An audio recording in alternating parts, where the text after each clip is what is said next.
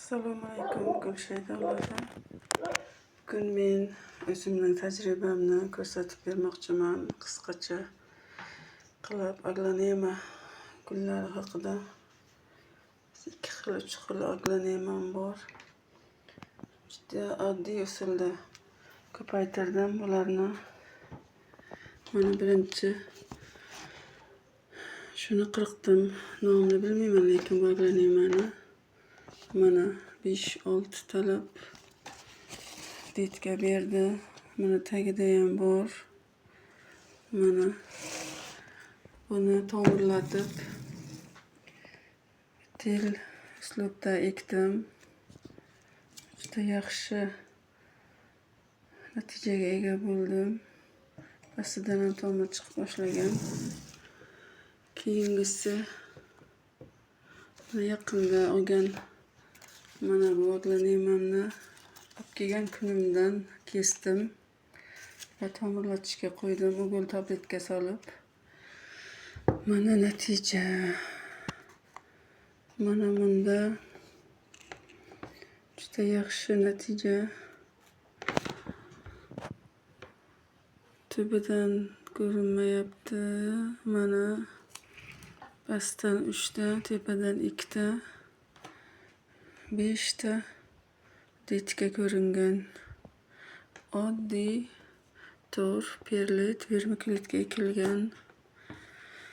Boshqa o'zgacha hech narsa yo'q. Drevesniy ugl bor, to'g'ri. Mana shundan shunchalik aglonemani qo'rqmay kesish kerak ekan faqat. Mana juda chiroyli shoxlab ham detka berar ekan. Mana bular ham juda yaxshi. 2 tani kesdim. Уже mana barglar, yangi barglar, tomirlar, tomirlatib ekdim. Fitilniy usulda juda yaxshi o'sar ekan. Mana buni yaqinda hali 1 hafta 10 kun bo'ldi, ko'p bo'lgan bo'lsa. Faqat ustiga mana bunday kalashka emas, nimani teshik ozgina qilib qo'ydim. Shundan tezroq tomir chiqarar ekan. Aglonema gullarini umuman qo'rqmay kesish kerak ekan.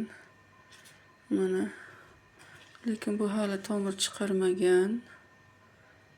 Endi tomir chiqarib oq ko'rina boshlagan. Bu aglonema undan, Silver Bay'dan. Bu ham tomir chiqarmagan. Lekin bu tomir chiqarmagan. Lekin bu bizga 5 ta detka berdi. Bundan juda xursandman. Va sizlarga ulashishni xohladim. Oddiy to'r, perlit, vermikulit. Faqat bularni